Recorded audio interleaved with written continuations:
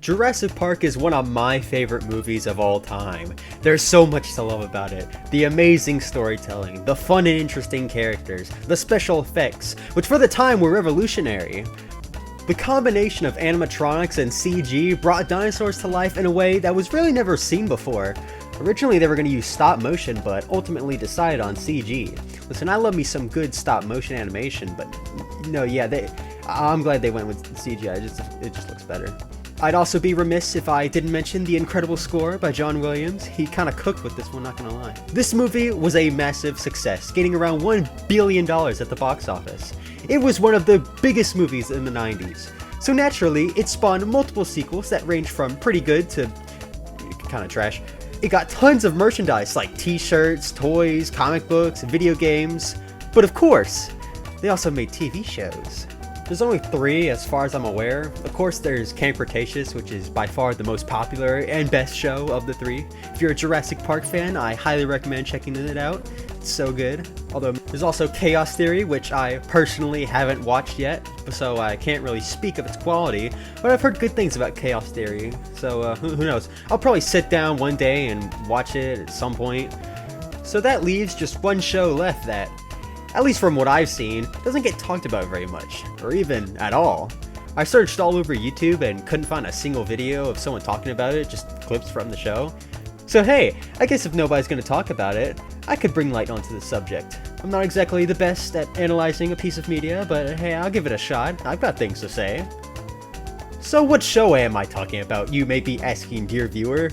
Well, I'm of course talking about 2019's LEGO Jurassic World Legend of Isla Nublar, airing on Nickelodeon of all places. So you see, every once in a while LEGO likes to make an animated TV show of a pre-existing or new IP, release a line of sets to go along with said show, and if it doesn't do well, they cancel it and throw it in the pile with all the other failed projects. They do this more often than you think. They did it with Chima, Nexo Knights, they're bound to do it with Monkey Kid at some point. Pretty much anything that's not Ninjago, their main cash cow. Now LEGO and Universal have already been known to have worked together. They made a 20-minute animated short titled Indominus Escape. It was fine, it was a fine short, no doubt. They made it purely to shield the new movie. They also made a line of sets, so you know, gotta make that money. And in the 2015 video game made by TT Games, which is peak by the way, it has a raptor dressed as Jeff Goldblum, like, come on, is that not Peak Gaming here? But most importantly, a 2-part TV special titled The Secret Exhibit that was then adapted into a 13-episode series, of course being Legend of Isla Nublar. The Secret Exhibit was probably just a test run to see if Nick would actually want something like this. At least that's my assumption. Researching this was pretty difficult because finding information beyond Wikipedia isn't exactly easy. So what's Legend of Isla Nublar even about? Well, the setting takes place in the year 2012, 3 years before the events of Jurassic World, kinda acting as a prequel. Now to be honest, I think a prequel show would work great for something like Jurassic World. I'd love to see what takes place between JP3 and Jurassic World. Maybe expand upon InGen's list, which was something briefly mentioned in JP3. Maybe tie Dotson into the story and have it feel natural instead of just lazily adding him for the sake of fan service. Cough Dominion. There's a lot of directions they could take the story, but unfortunately the plot is really just Owen and Claire dealing with Jurassic World's everyday problems. It obviously goes a little deeper than that, but for the most part it's just a dinosaur escaping or someone gets in mild danger. I'll get into these more as we go on, but for now just know that the main stuff is generally uninteresting. Now when making a prequel, it's important to not only make your story fit in with the original, but it also needs to stand on its own. You can't just shove 1,000 references to the original work and just expect it to be good. So is Legend of Isla Nublar a good prequel? Yeah, but also no. See, because this show is attached to the LEGO brand, it's primarily marketed towards children, which means they are heavily restricted on how true they could stay to the films, and when their inherent nature is dinosaurs killing people, that's a little difficult. In turn, the show is very kid-friendly. Now, you can still make a kid show while having these more mature themes. Camp Cretaceous was able to simultaneously have a mature tone while also having the ability to be enjoyed by kids. The best way I can describe Legend of Isla Nublar is what Camp Cretaceous would have been if it was toned down for kids. Things like, you know, people not dying, the cartoonish dialogue, dino mechs. Yeah, this is real, we'll get there. So Legend of Isla Nublar only lasted 13 episodes and a couple of specials, so I think I can fit everything into a reasonably lengthy YouTube video. So why don't I give you the full Legend of Isla Nublar experience, starting with the two-part special, The Secret Exhibit. So according to Wikipedia, The Secret Exhibit came out before the initial show, so I don't know if this was maybe like a pilot or something. Again, researching this series wasn't the easiest thing in the world, so I'm just assuming here. So take what I say with a grain of salt. So like I mentioned before, the story takes place in 2012, 3 years before the events of Jurassic World, and park owner Simon Mizrahi is opening a new exhibit to the public, you know, to make more money. And the dinosaurs for said exhibit are being transported to the island by animal behaviorist Owen Grady. That's right, Chris Pratt! So cool. Although sadly they couldn't get Chris Pratt to reprise his role, probably because he's a billion-dollar movie star, so not in the budget. So I guess it's not really Chris Pratt. So you cool. know, for the rest of the video, I'm just gonna call this version of Owen not Chris Pratt. So not Chris Pratt is transporting the dinosaurs to the island, but of course not without problems. When flying through a storm, the cage containing the dinosaurs is about to break and fall, disconnecting from the helicopter. So then not Chris Pratt jumps out of the helicopter and connects a line to the cage. Then, because of the storm, not Chris Pratt falls off, hanging on the side of the cage. And then he starts talking to the dinosaurs. What the heck? Looking at you, Carnotaurus. There's no way you'd stay afloat with those tiny arms. You two shouldn't laugh. You wouldn't do much better. Now, we good? All right then. Yeah, so apparently dinosaurs can just understand English. Okay. Listen, I know in the movies he talks to the raptors, but he kind of just talks to them like he talked to you like your dog or something. Not trying to communicate with them like another person. So then some dinosaur eggs follow the helicopter. Luckily, not Chris Pratt is able to catch them, but falling in the process. And then the dinosaurs save not Chris Pratt from falling, and the conflict is resolved. Hooray. As you can tell right off the bat, the cartoonish, zany nature of it all really makes it feel less grounded and or realistic, for a lack of a better term. Not to say the movies weren't also like that at times, you know, dinosaurs in real life and stuff. These movies are prone to having their fair share of moments, like Alan Grant attempting to use a resonating chamber from a raptor to try to communicate with the raptors, or when Alan Grant also has a dream about a raptor talking to him. Alan. Or the time when they could hear the ringtone from a satellite phone coming from inside the Spinosaurus. Man, JP3 sucked. But the movies at least conveyed it in a way that seemed realistic and believable, that nice level of sci-fi groundedness. Here it's just off-the-walls goofiness, and it's like this throughout the rest of the series, in some cases worse than others. So they make it to the island safely with all the dinosaurs, and not Chris Pratt thinks the job is done. But whoa! Mr. Mizrahi's assistant, Claire Deering, tells not Chris Pratt that they have to take the dinosaurs to the exhibit, which is on the other side of the island. So not Chris Pratt decides to go in fear of not getting paid. Damn. On their way to the exhibit, Claire and not Chris Pratt have to stop to deliver some gyrospheres for one of the attractions. Then while Claire is talking about some I don't know, not Chris Pratt sees an unattended kid steal a gyrosphere, so he leaves to save him, which results in another wacky action sequence with some of the same stuff earlier. Like in one of the shots, the car is driving itself. Man, I hope the animator got fired. So anyway, not Chris Pratt saves the kid, but in the process falls off a cliff, dangling above a T-Rex.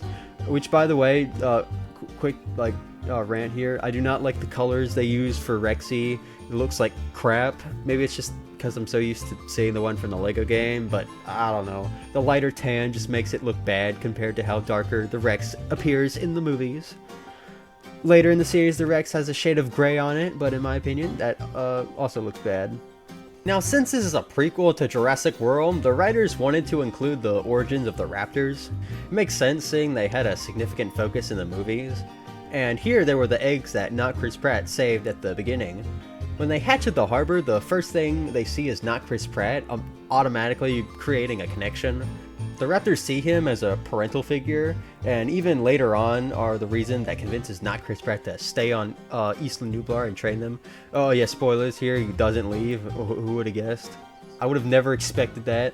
I like this origin for the raptors. Feels like something that would actually make sense for it if this was canon.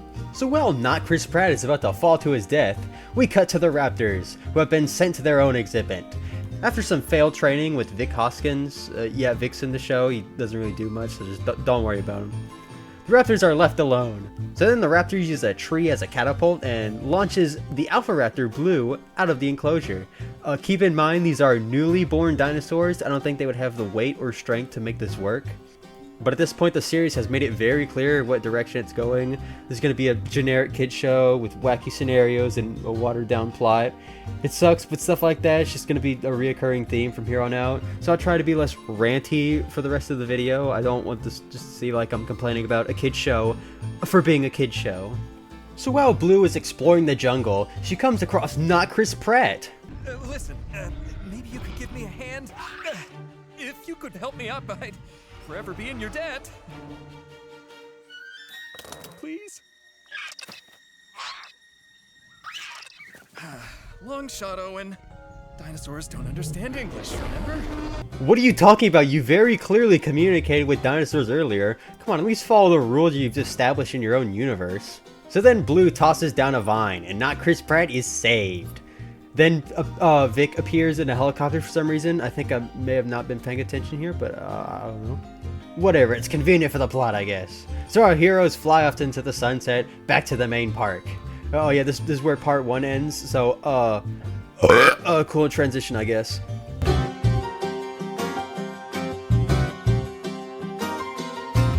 So part 2 picks up where the last left off, except now we're introduced to our main antagonist.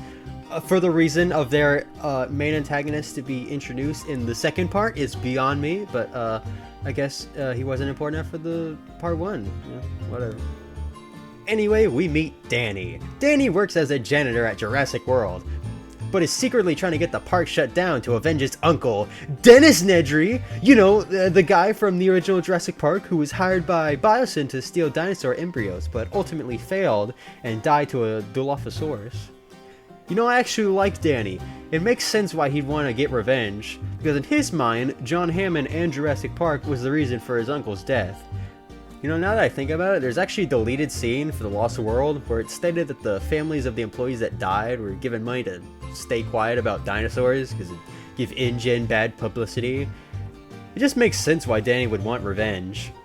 Now, I don't think the connection to The Lost World was intentional. As we'll see later, the writers love making callbacks to the older films, but not to such a deep cut extent. There's also one episode later in particular that leads me to believe this. That being said, it's nice to have an antagonist in a piece of Jurassic media that isn't just a evil rich guy who wants to exploit dinosaurs for money. Like this is present in half of these movies. It's so overused. While Danny has his problems we'll see later, it's still refreshing to have an original villain. So props to you, Legend of Isla Nublar. So while Danny is fixing a broken printer, he screws with the control panel to cause chaos in the park, because for whatever reason, there's nobody there. So then he opens the door to the aviary. Why is there a giant door where all your flying dinosaurs can escape? That just seems like a terrible design choice. So big surprise, a Pteranodon manages to escape. But thankfully, not Chris Pratt and Vic are here to save the day, which results in another wacky action sequence. So after not Chris Pratt returns the Pteranodon safely back to the aviary, he runs into Claire, who's been delivering the dinosaurs to the exhibit. And Claire's lost because she was reading the map upside down. Typical women. Anyway, on their way to the exhibit, not Chris Pratt decides to take a shortcut, but in the process they accidentally crash into the T-Rex paddock, and all the dinosaurs they were transporting escaped. Some more wacky hijinks stuff happens, you know how it is. You know, amidst all this negativity, I'm gonna say something nice. Take for instance, the humor. Even though the biggest gripe I have is the fact that the show is made for kids, and therefore the jokes are prone to be more simple and generally not that funny. But the secret exhibit and going forward with Legend of Isla Nublar still hold that sort of Lego game humor, and it can be really funny at times. And you owe me a paycheck. And a rampaging T-Rex is headed this way, so if you could hurry it up and pass along that check, I'll be on my way. Also, there were a couple jokes that made me laugh. Not really the joke itself, but the way it was delivered. Strap in, kid. I finally got something to zap. This'll be just like rustling cattle back home. You rustled cattle with a helicopter? Wait. So there, I said something nice about this show. I'll give credit where it's due. So after the dinosaurs were delivered, the secret exhibit is finally ready to be unveiled to the public.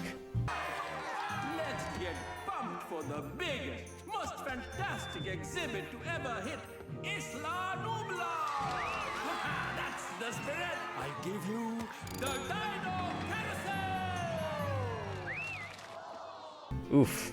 So in the film, Mizrani was a generally calm, collective, and for the most part, a responsible businessman.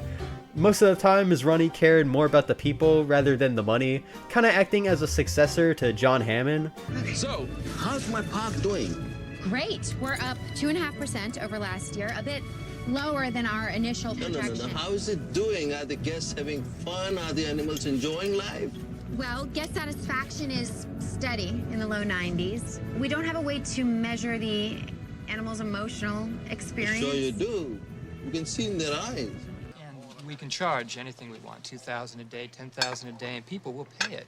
And then there's the merchandise. And I can personally... Donald, this park was not built to cater only for the super rich. Everyone in the world has the right to enjoy these animals. Right. So marketing thought we could offset some of the costs by Enough selling... about cost. John Hammond entrusted me with his dying wish, and not once did he mention profit. Spare no expense. But just like Hammond, Mizrani still had a sense of ignorance, which led him to losing his life trying to save the park from financial ruin. Which makes it really weird when looking over to the secret exhibit. Here, Mizrani is very one-dimensional. He's childish and only really cares about money and profits. It's pretty just your stereotypical businessman. I'm not sure if the writers just didn't understand his character, or maybe they just wanted a character to easily create conflict for our main characters. And looking at the later episodes, the second option seems entirely plausible. I really don't like Mizrani in the show. It's just a weird decision to change his character like that. So anyway, the episode wraps up. The secret exhibit is open, not Chris Pratt gets a job training in the Raptors, and Claire, learns to be more confident, I guess, I don't know. This was a weird special.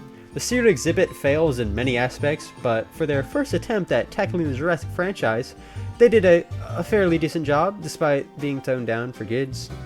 Maybe if they were to adapt this into a full-length TV show, they'd probably fix up several problems with the secret exhibit.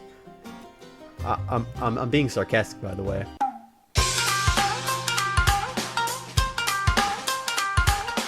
So was Legend of Isla Nublar an improvement over the secret exhibit? The Legend of Isla Nublar continues right after the secret exhibit. Not Chris Pratt is training the Raptors, and Claire is doing her duties as assistant manager. Pretty much every episode sees these two team together to resolve some sort of conflict. Describing the plot for the show is difficult because it really is just Owen and Claire have to deal with Jurassic World's everyday problems, which is just the most vague explanation for a show like this.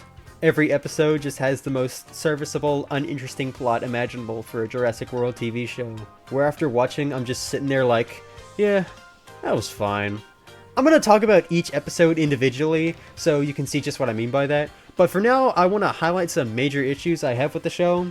So remember earlier when I said that when making a prequel, it's important that you shouldn't constantly remind the viewer of the original, and it also needs to stand on its own? Legend of Isla Nublar constantly makes callbacks to Jurassic Park and world.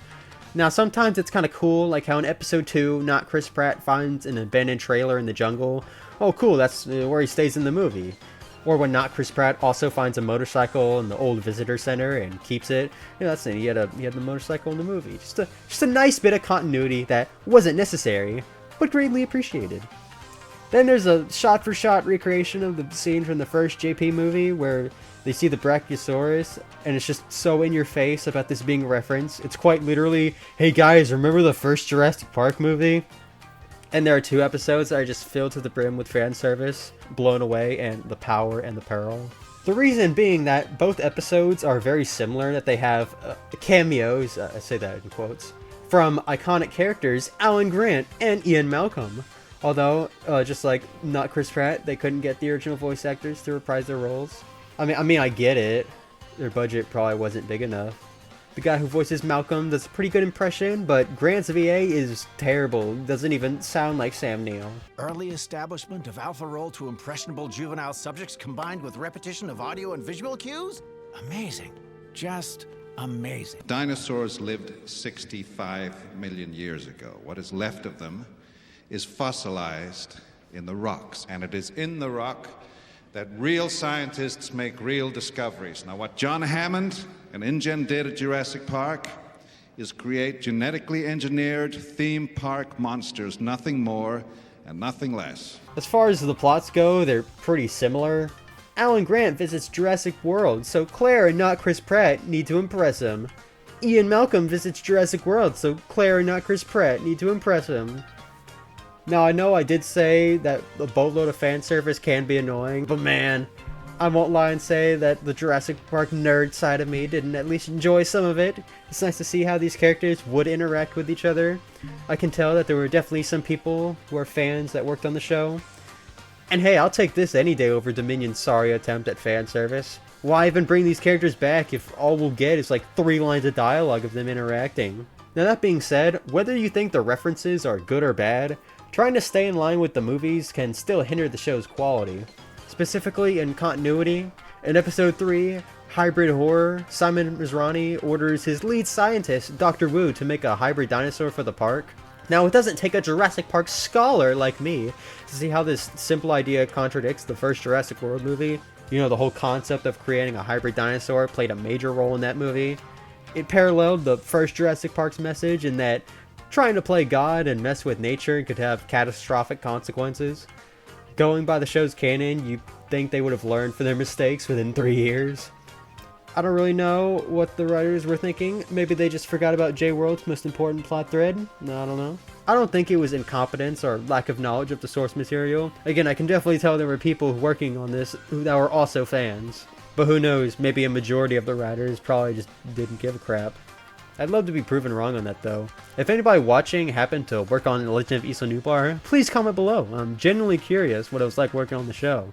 Thankfully, episode 3 is the only moment where it outright retcons the films. In the show, that is. Don't worry, we'll get to it here in a minute. However, while I'm on that topic, I think I should talk about Claire's character in the show. In Jurassic World, Claire Deering has a very simple character arc. Despite being assistant manager of a literal dinosaur theme park, she has very little grasp on the fact that these are actual living creatures, just referring to them as assets. And of course, by the end, Claire learns to be empathetic towards them. Again, simple, but effective. Granted, with her character arc now complete, she doesn't really have much to do in its sequels, but you know, that's a discussion for another day. In Legend of Isla Nublar, Claire is basically how she is in Fallen Kingdom. I don't think I even need to explain why this sort of retcons the original. How can Claire learn a lesson she's already learned? Did she just forget between the span of 3 years or something? Maybe the writers would have made Claire slowly lose her morals in Season 2, giving the benefit of the doubt here. But I genuinely don't know what they were thinking. You know, if I was to adapt Jurassic World into a prequel, I think Claire would work better as a rival character towards Owen. In the original, Owen and Claire did butt heads with each other. It's clear that they had a sort of back and forth relationship. Of course, that's just me giving my version and saying it's better, but you know, whatever. So what about Danny? He was my favorite thing about the secret exhibit. Now they have an entire season to add on to his story. So did Legend of Isla Nublar expand on and further develop everything set up in the secret exhibit? Well, yeah, actually. Danny's goal is to find the hidden treasure in, I think it's Mount Zebo. It's the big volcano. I'm too lazy to look it up. So that he can use it to fund his own dinosaur theme park. Along with Danny, there's also another guy who I forgot the name of. He just makes Indiana Jones references. Are you trying to hypnotize me? Be serious, mate. I face the Iron Tomb gods of Walker Ding Hoy. You can't believe I'll This is the single most boring thing I've ever experienced, and I've traversed the Straits of Tedium. Properly named, believe me. Give it up, you little blighter! I hone my speed running from the cult of the annoyed cheetah. There's also Allison, a scientist who gets manipulated by Danny after constantly getting undermined by Dr. Wu. I think the whole treasure hunt plot is a little dumb, but honestly, I actually found myself enjoying these parts a lot more than the main stuff. Should probably mention that these are dedicated to the B plot in each episode, so you kind of have to watch each episode to get the whole B story. And like I mentioned before, most of the A stories, they kind of suck. So let's say we take a deep dive into each episode of Legend of Isla Nublar, starting with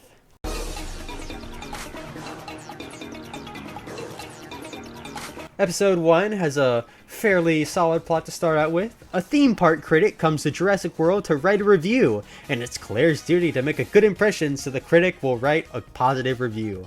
I think his name was like Mitchell something, I don't know. I'm just gonna call him Doug Walker. Hello, I'm the nostalgia. So Doug Walker arrives at Jurassic World, and you'd think because it's like real dinosaurs, he'd give it an instant 10 out of 10. But no, he just kind of nitpicks about every small, minuscule thing. Kind of like the actual Doug Walker. Wow, do they suck!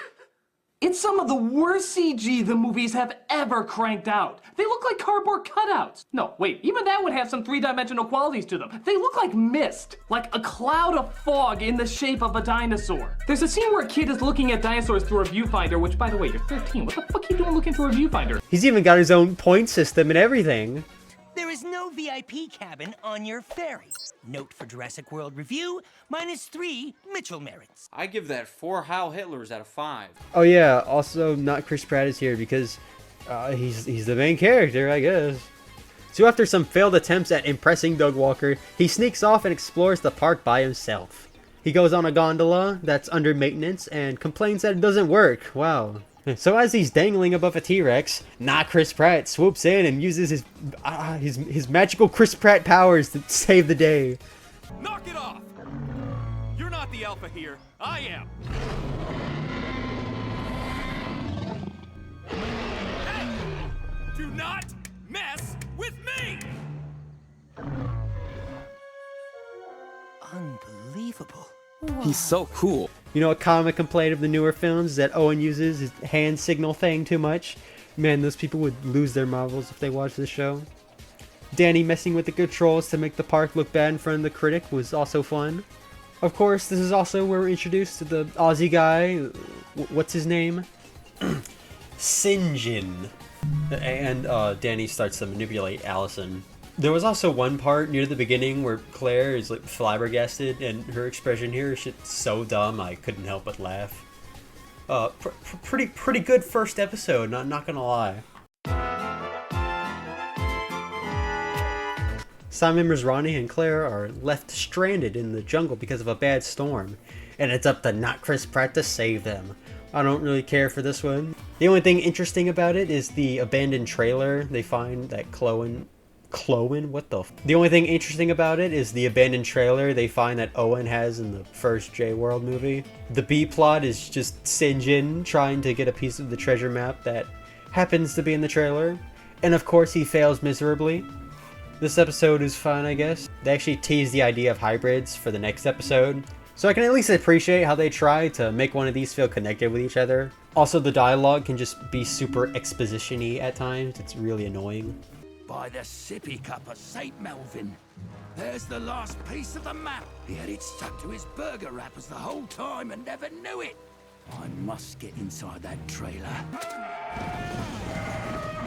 By the crock pot of...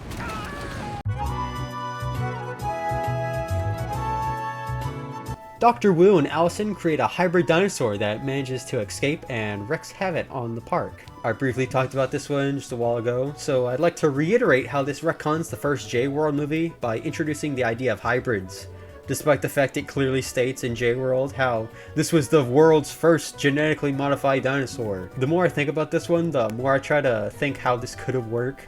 At the end of the episode, they take the hybrid to an enclosure filled with other supposed hybrid dinosaurs. What if they leaned into that more? Maybe Dr. Wu has a secret lab filled with hybrid rejects that escape and go on a rampage at the park or something. I'm aware that might be just a little too dark for a kid's show though. I don't know, maybe this could have worked well for one of the movie sequels. I'd take that any day over Dominion's shitty locust plot. If I recall, I think Camp Cretaceous did something similar to this in its 3rd season. I might be misremembering on that though. But yeah, Sinjin tries to get a tape hidden in the trailer that shows him the missing piece of the map. This episode was fine, I guess.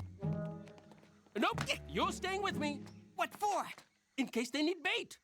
You look much tastier than me. Oh, it's true.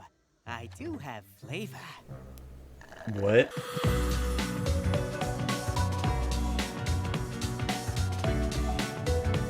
Here we're introduced to yet another new character, a bright young Jurassic World fanatic by the name Hudson. Personally, I don't think he's really all too special. He just kinda hangs out with Claire and not Chris Pratt and gushes about his interest in dinosaurs. Hudson ultimately doesn't serve anything to the story. I think his inclusion is probably just a result of the writers wanting to add another character. It's pretty inoffensive, and this is a kid show after all, so a character like this is to be expected, I suppose. I think it's funny how Hudson actually makes a short appearance in episode 2. It's a bit of continuity. Anyway, in this episode, after managing to gain access to the aviary past closing time, Hudson gets swept up by a Pteranodon't and is trapped in its nest. So now it's up to not Chris Pratt to save him. This wasn't too terribly bad. The stuff with Danny was fine, I guess. They managed to obtain the tape, to then immediately lose it, and it now being in Claire's possession. The more I think about this show and the more I write this script, the more I've kind of come to terms with the fact of this being a kid's show. I remember when I first watched The Legend of Isla Nublar and being extremely off-put by the various inconsistencies with the characters, the constant in-your-face references to the movies, and the dumb cartoonish ways they resolve conflicts. At the start I made a comparison to Camp Cretaceous and how that show manages to combine the elements found in the movies excellently, while also being a good kid's show. But now I'm just like, yeah, I guess I can't really expect that level of quality and the way that show goes about doing its things from Legend of Isla Nublar. Although season 4 kind of sucked though, I don't know, it's trash. But man, I still can't help but just sigh in annoyance whenever I see stuff like not Chris Pratt jumping off a Pteranodon to clear a gap. Not Chris Pratt also uses the help of a previously escaped, I think it's called a sticky Moloch. Dude, I'm so washed. To try to save Hudson. Then, of course, uses Pteranodons to clear the gap, then do more Uncharted Nathan Drake type stuff. Nathan Drake. Get your coat on 30-ounce drinks today! Subway, where winners eat. Ow! I played a video game like this once. Neato. Wait, was that actually supposed to be a reference to Uncharted? Overall, this episode was fine, I guess. Really, just more of what I've come to expect from this show. Get it down, please.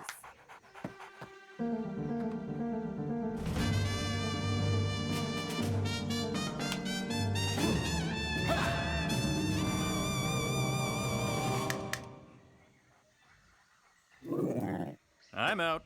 Alright, that was kind of funny.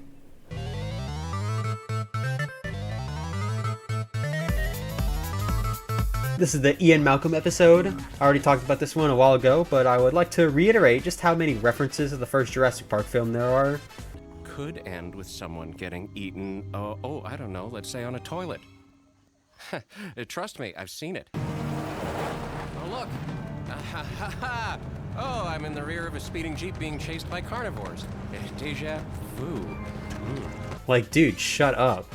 There's not even any about the Lost World. Come on, man. I would like to see some recognition from that movie, too. Even the actual movies tend to forget about the Lost World and just focus on the first Jurassic Park. The stuff with Danny wasn't even that good either. They didn't even follow up on the previous thing about the tape being in Claire's possession now. However, we get introduced to this mysterious woman Danny's revealed to be working for. We find out who she is later in the show, but we're never told explicitly what organization this is. If I had to take a guess, it'd probably be Biosyn or the company from season 4 of Camp Cretaceous. Still, despite that, I enjoyed this one. Oh, and for some reason, the Doug Walker, like this critic guy, he returns in this episode. He doesn't do anything. He's just kind of there. It was just really funny to me.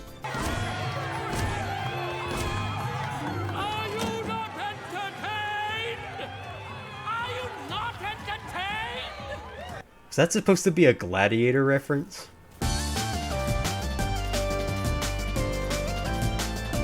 After the incompetence of an employee, a Dilophosaurus escapes from its enclosure inside the Jurassic World Hotel.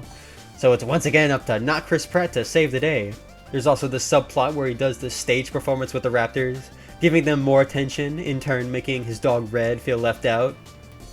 Oh, that's right, he has a dog. I failed to mention this so far, but I guess they wanted to give Owen a dog for some reason. It's never really explained why he has a dog.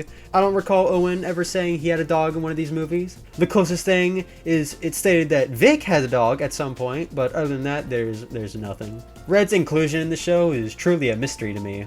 I don't know, I guess it kind of parallels Blue, because like, oh, his dog's named Red and his raptor's named Blue, Red and Blue. I don't know, dude. Where was I? Oh yeah, I actually really like this episode. It actually feels like it follows the rules established in its universe. It's also like really funny. So far this show has had that sort of Lego game humor, but this episode in particular feels more gag driven. I like the short little Scooby-Doo hallway gag. The jokes also just hit more often and are a little more clever. After all, signs are there for a reason. Can anyone tell me why a park like ours needs signs? Ooh, because insurance legislation changed 3 years ago to require... Yes! They're there for your safety! Nice doggy. Where are the dinosaurs? Are you a joke? Are any of you even remotely funny? Actually, I have been taking improv classes. You are not funny! There wasn't even any Danny stuff, which is a shame, but still a really solid episode. There was also this one moment I really liked when not Chris Pratt confronts Masrani about the Dilophosaurus paddock. It's very similar to the attitude he had towards him in the film. What are you thinking? Owen, shoving the customers is bad business practice. And locking a panicked juvenile Dilophosaurus in a tiny cell is good? This enclosure precisely, down to the last rock and leaf, replicates the creature's natural habitat. There's nothing natural about this. Owen, the hotel is the only place in the park that didn't have dinosaurs. When our guests don't see dinosaurs, do you know what they think about? Leaving. A good episode. I think this might be the best one so far. Amidst all my negativity, I gotta give credit where it's due. Even when it's not a good adaptation of Jurassic World per se, it can still be a good show. Sometimes. If Red thinks you're ignoring him, he probably feels betrayed. Abandoned. In Faculta, we are all brothers. Mason, every journey begins with a single step. This is step one! Secure the keys! Now, we take Faculta! Your turn! Come on! Step 8, Reznov! Freedom! For you, Mason! Not for me!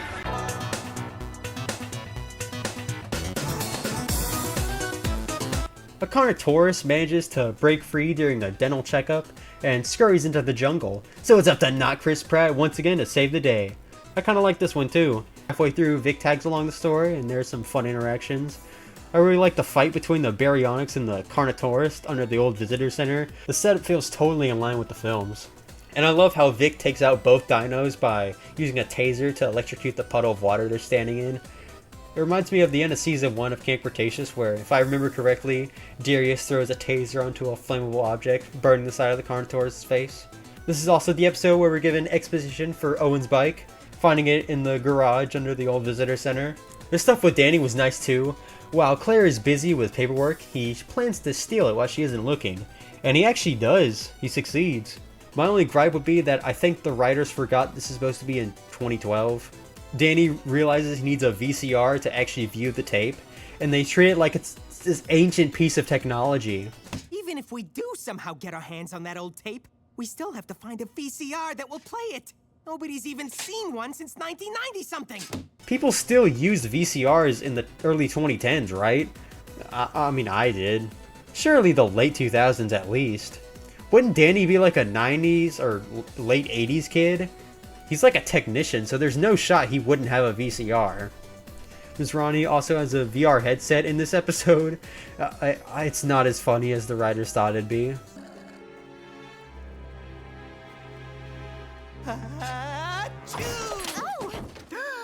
Oh no! Did I do that? I'm such a hand. Alright, that one was clever.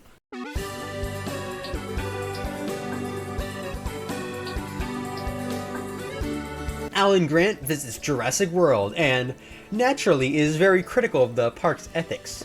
This results in Masrani trying to impress Grant by giving him a helicopter tour, which ends up crashing in the jungle due to Danny's meddling.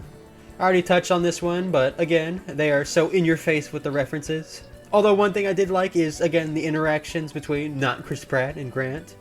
This just goes to show how much of a letdown Dominion was when the Lego show handled bringing back the old characters better than it did. Here we see them converse about their interests with raptors. They bounce off each other so well. And Dominion, it's just like Owen going, "Oh hey man, I read your book over an hour and a half into the film, by the way." Dr. Grant? You are? I'm Owen Grady. Big fan. I read your book. Well, book on tape. Owen Grady. Owen Grady, I know who you are. You trained raptors. Yeah, I tried.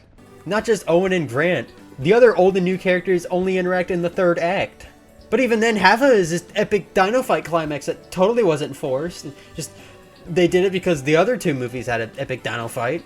At some point, I guess I could make a dedicated video just talking about Dominion, why it was such a letdown. So I'll try to save my thoughts for when I decide to do that eventually. So near the end, they end up in the Mosasaurus paddock. Camp Cretaceous did this better, that's all I'll say on that.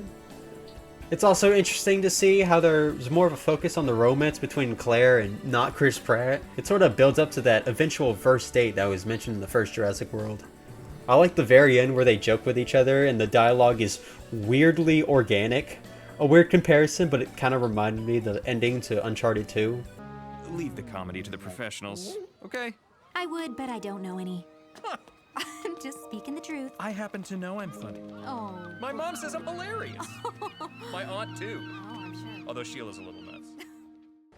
So, on a scale of 1 to 10, how scared were you that I was gonna die?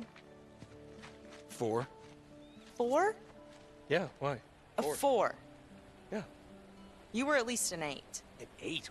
You were a total 8. An 8? Those guardian things were an 8. Are you kidding me? Yeah, those were terrifying. What's a 10? Clowns? Clowns over my death? I hate Clowns? Hey, I'm Nathan Drake.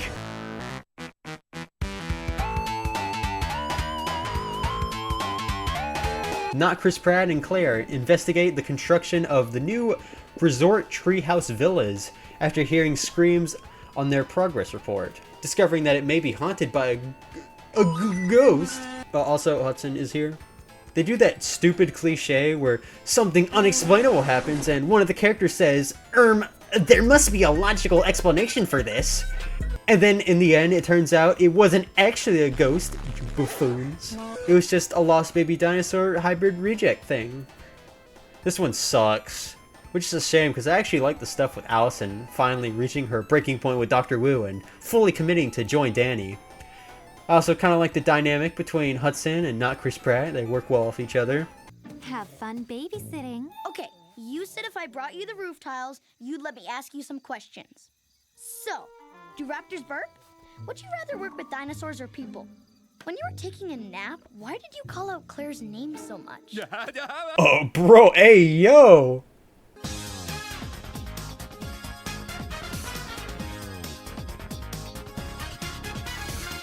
Simon Masrani gets the excellent idea to incorporate extreme stunts into the park, which leaves not Chris Pratt frustrated at Simon's ignorance.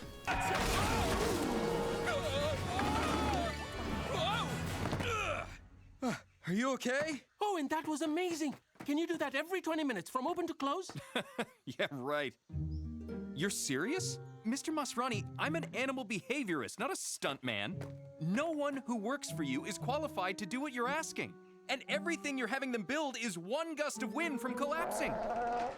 This is a bad idea. Look here, Owen. I need everyone on board to make this event truly spectacular, and that includes you. No, not me. I can't go along with your wacky ideas anymore. You're crazy, and I quit.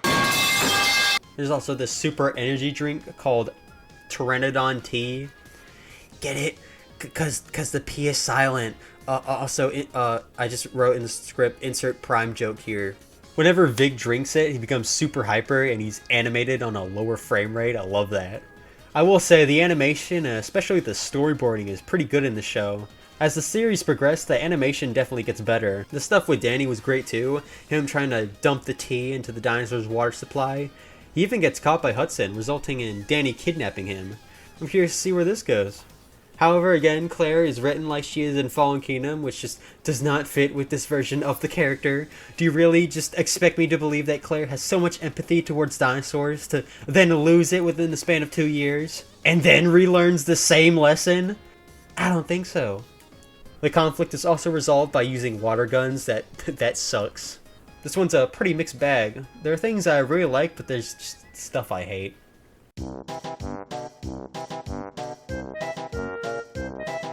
This one sucks. After noticing Allison is missing, Claire and not Chris Pratt go in search of her. While searching, not Chris Pratt inhales the pollen of a poisonous flower and goes through various side effects, eventually leading to death. Of course, Claire gives him an antidote at the last possible minute. There's this stupid subplot where Masrani is bored and wants to be Dr. Wu's assistant. It sucks. The only good thing was the stuff with Danny where Allison realizes just how crazy Danny's plan is and escapes to meet up with Claire. But to get there you have to just sit through all this other crap. Easily the worst episode.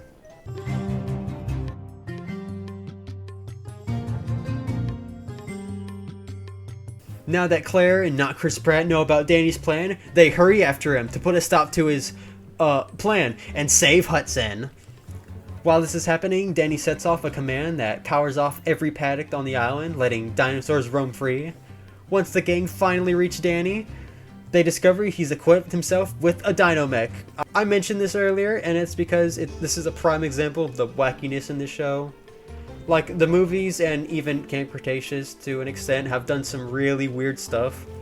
But something as crazy as a dino mech, I just can't see that happening in any of the films. Other than that, I actually think this episode does a really good job at raising the stakes. All of the dinosaurs are spreading chaos throughout the park. Danny's in control of a dangerous machine. He finds the elusive treasure. It's great. I like whenever he thinks he's won and an Allosaurus appears to challenge him to a fight, thinking his mech is an actual dinosaur. Everyone's right between the two. It's classic Jurassic Park. I love that. Although this episode acts as a part 1 to the finale, so there's really no payoff, only build up. Which is perfectly fine. I'd hate if they tried to fit all of this within a single 20-minute runtime. I fairly enjoyed this one. I'm interested to see the finale.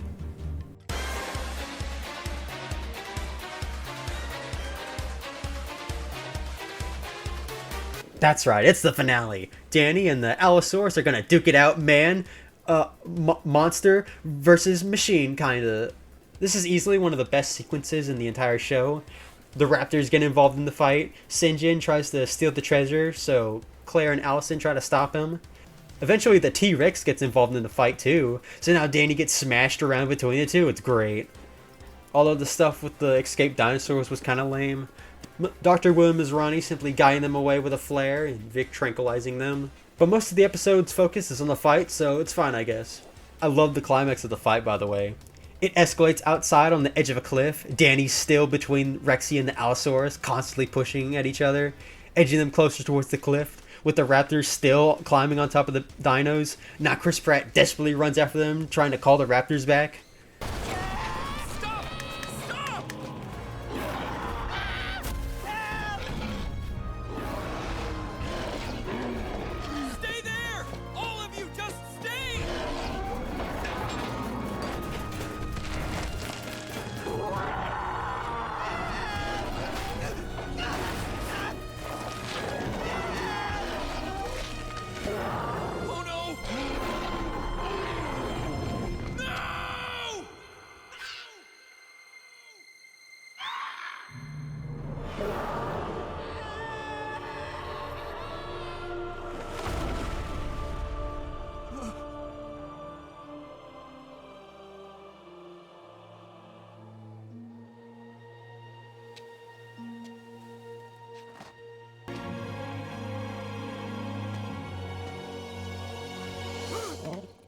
The cliche fake out death aside, this is still a better finale than Dominion. Add that to the list of things that the damn Lego TV show made for babies did better than the mainline film.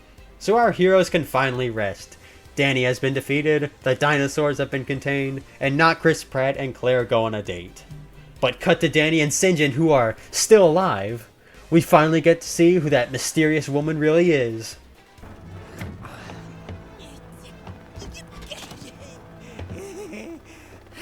You must be Diane. Hello, Sinjin. I've heard so much about you.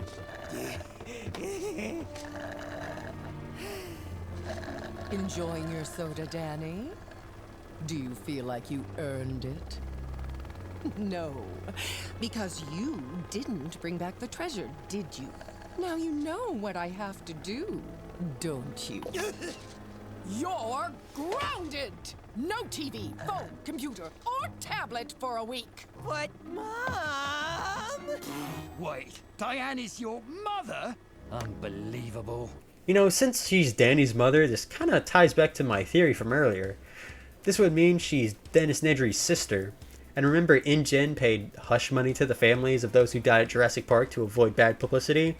So Dennis's sister would naturally blame John Hammond and want revenge, indoctrinating her son with the idea that Jurassic Park killed his uncle. Maybe she'd even decide to join a rival company Biosoon? Maybe. Although as much as I want this theory to be true, I think on the writer's part this is just a coincidence, and that's because there's actually one last thing in Legend of Isla Nublar to look at.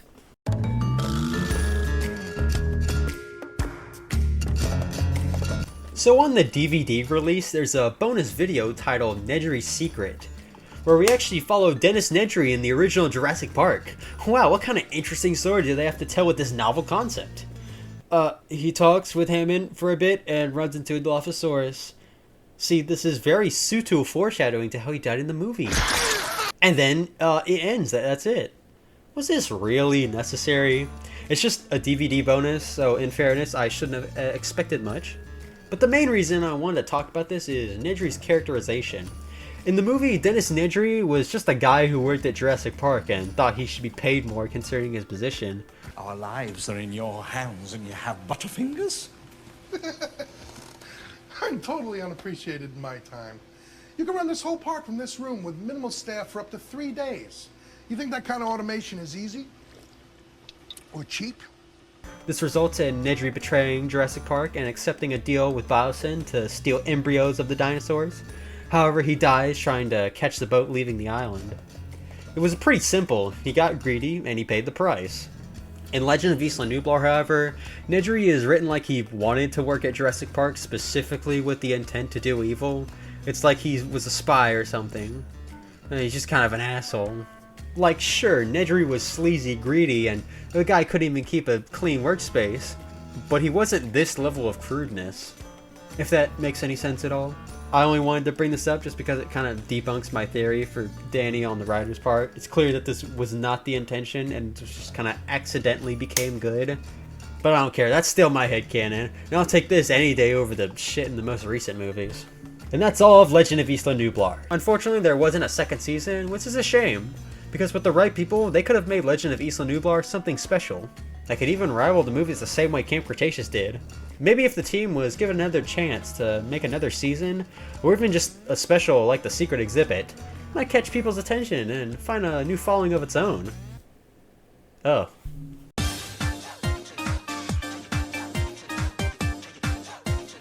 So Double Trouble is another two-part special akin to the Secret Exhibit.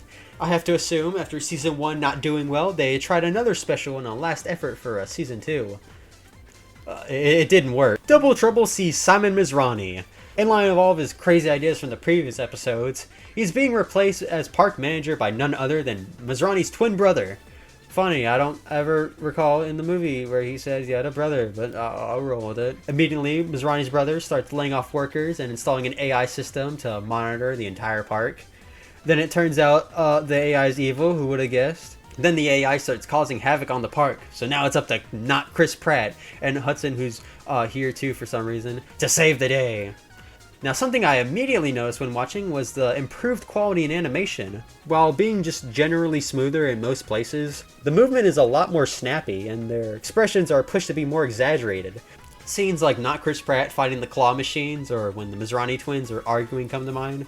So good on you for the animation. However, most importantly, Double Trouble shows us the Indominus Rexes when they hatch. We finally get to see its sibling that was briefly mentioned in the movie. So I thought there were two of them. There was a sibling in case this one didn't survive infancy. Where's the sibling? She ate it. Although, unfortunately, nothing much is done here with the I-Rexes. Before they hatch, they're stolen by this new character, Robbie. He's an undercover thief that steals stuff. I'm not joking, that's his character. It sucks. I do like when, during Robbie's escape, the I-Rexes hatch and attack him. It's classic Jurassic Park. Although, because this is a kid's show, he doesn't die. Oh, right, that's where part 1 ends.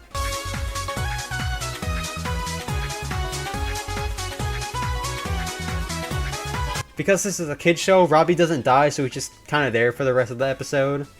Come on, at the very least, you could have had him disappear and leave it up to interpretation. Anyway, part 2 sort of just kind of wraps up everything from part 1.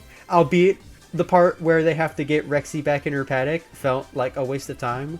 I like the part near the end when they finally decide to disable the AI. The lighting and, again, the animation here are especially good.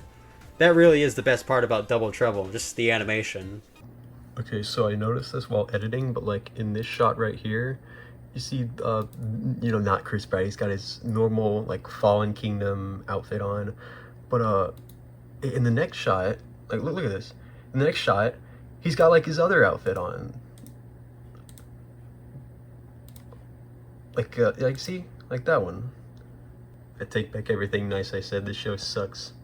Everything else, I feel, for a Jurassic World adaptation, just doesn't justify its existence. They bring in the I-Rexes just to do the most basic plot with them, adding this slice of bread-ass character. And then they have this dumb AI villain, which is just such an overdone cliche, especially nowadays. Outside of the genuinely good animation, Double Trouble sucks. And it's no surprise that the series ended here. You know, it's very emblematic of everything I've talked about in this entire video. It tries so hard to connect itself to the Jurassic World canon, yet has so many outlandish ideas that it ends up breaking the continuity that it desperately tries to make. And outside of the occasional funny moment or good bit of animation, the Secret Exhibit, Double Trouble, and Legend of Isla Nublar as a whole just isn't that good. So that marks the end of the LEGO Jurassic World TV show that nobody talks about. What the hell?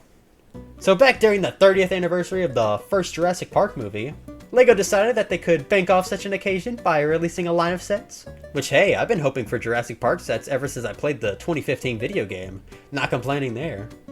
But with it, they also released an animated special titled Jurassic Park, the unofficial retelling. The reason for it being called unofficial, despite being from the official company, I have no idea. We see Dr. Ian Malcolm recounting the events of Jurassic Park, except he tells it in a very humorous and abridged sort of way.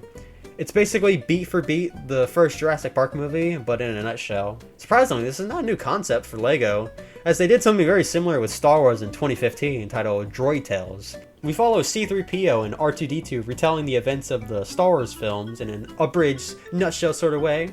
But where these two differ is that the unofficial retelling only covers the first Jurassic Park movie, whereas Droid Tales covers both the prequel trilogy and original trilogy. Also, Droid Tales is just a lot funnier than the unofficial retelling. Subjective, maybe, but the jokes just land so much better and play off the source material so well. The red flags here! You'll do great things for the Republic. You can't warn anyone from making a tragic mistake without a red flag! Have you ever considered being a Jedi? Big red flag! Hey, it's Master Yoda! Hi! What did we ever do? Ended your reign as Chancellor. Or should I call you Emperor? Or should I call you Darth Yoda! Obi-Wan! Some other guy? I'm Anakin Skywalker, your father. Oh, you didn't look like that 5 minutes ago. Here are some lessons you did not learn from the dark side. Now you feel the wrath of not done showing off yet, I am. Yeah.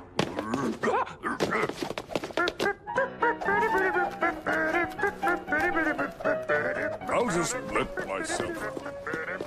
Anakin! Anakin! I loved you as a brother, but you turned to the dark side and destroyed the Republic! I say the Jedi were destroying the Republic, and the Emperor and I saved it! You didn't save it! That's a lie! Nuh-uh! Yaha! Nuh-uh! Yaha! Nuh-uh! Yaha! Yaha! Yaha! Nuh-uh! What I said was true, from a certain point of view. Now, in all fairness, I haven't actually watched the unofficial retelling. As far as I know, there's no DVD release like the others, so the only way I have to watch it is by a streaming service called Peacock. Now, I don't know about you, but I'm more of a physical media type of guy. I also just don't want to subscribe to yet another streaming service. So for the time being, I guess I can't really give my opinion on it. However, I will say the Jurassic Park Wiki has a page about this, and by God, this was the only good piece of information I could find in this entire endeavor. There's a list of differences from the movie, and apparently since this is being told from Malcolm's perspective, a lot of iconic scenes are completely omitted. The Gallimimus scene is a good example of this. I guess it makes sense since canonically he wasn't present during these scenes, but like, come on man, it kind of feels like a cop-out to me. Although, there is a reference to the Lost World. Never mind cinema. So yeah, that's about it. That's pretty much all the LEGO Jurassic World media there is. I don't think I'm forgetting anything. I don't know. On the DVD release, there's these like blooper behind the scenes type things. They're kind of cool, I guess. I didn't really mention this at all, but the character designs are inaccurate. Claire's outfit is the one she wears in Fallen Kingdom, which canonically doesn't make sense. Grant and Malcolm also use their original Jurassic Park designs, despite the fact this takes place 20 years after when they looked like that. How hard would it have been to just make them look a bit older? The only one who really works would have been Owen, since his outfit between movies are nearly identical. They could easily get away with it. I mean, not Chris Pratt, fuck! I think if I was to rank everything here from worst to best, it would probably go something like this. Nedry's Secret, Symptoms, The Haunted and the Hunted, The Secret Exhibit, Hybrid Horror, Stampede, Pteranodon't, To the Extreme, Mission Critical, Double Trouble, Fish Story, Under the Volcano, Blown Away, The Power and the Peril, Spit Take, and The Monster in the Mech. So, yeah, thanks for watching me complain about a kid's show for, however long I've been talking. I want to start making more actual YouTube videos, so yeah, I figured I'd start with this. So was Legend of Isla Nublar a good show? Not really. Should you watch Legend of Isla Nublar? Not really. Should you watch Legend of Isla Nublar if you're a fan of Jurassic Park? Probably not. However, with that being said, it's still better than Dominion.